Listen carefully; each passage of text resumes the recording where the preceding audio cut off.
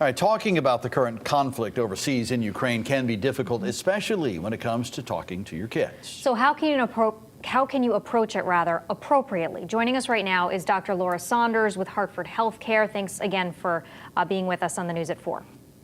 Thank you, Brent and Jen.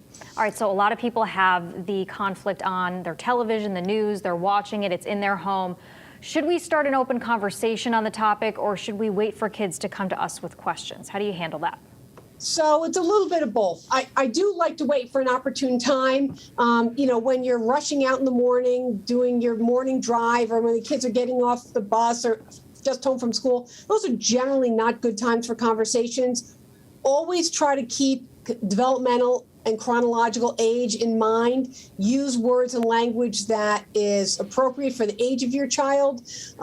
I get more concerned about high school kids who have access to social media because it is riddled with misinformation. I heard someone say that on one social media platform there was all this information going on about the draft getting started. That is not true. So really debunking false information when it comes up, I think, is very, very important. Yeah, I'm going to pick up where you just left off there, Dr. Saunders, because that was going to be my next question. Kids do spend so much time on social media, and there is a lot of different information, misinformation, disinformation. How do we help them understand what's true and what isn't?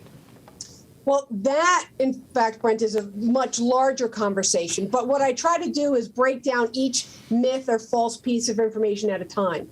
Unfortunately, our teens are at their most vulnerable stage where we know peer influence is really, really strong as opposed to adult influence. So it's kind of breaking down misinformation as you hear about it. Hopefully they bring it to you. So that really makes it on your part as a parent to try to stay informed about what is going on. I generally don't think it's a great idea, especially in times like this, to leave the TV on in the kitchen with the news, and because there's a lot of negative images that come up and a lot of information that may be confusing or cause them to misunderstand something.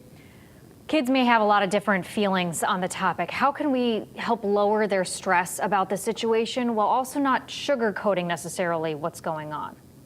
So the guideline I use in that situation, Jen, is just answer the question.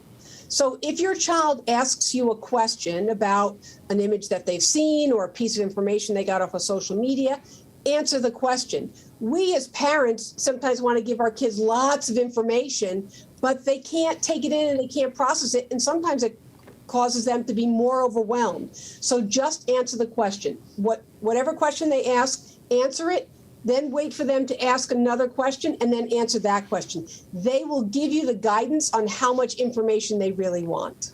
Yeah, that advice probably applies to this next question I have, but we've talked mostly about, we're thinking about grade school, junior high, high school age kids, but even college age kids are stressing about this, and they're worried about World War III breaking out, and they're worried about their future.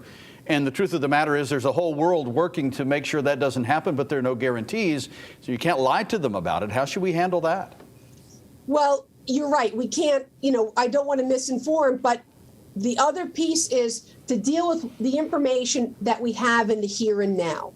In the here and now, our government officials and government officials around the world are working to resolve a situation that is very volatile.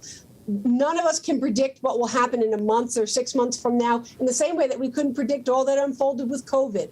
So to stay more focused in the here and now, our young people have very little control in their lives. So to give them information about something that none of us have any control over will only serve to create more anxiety and increased distress.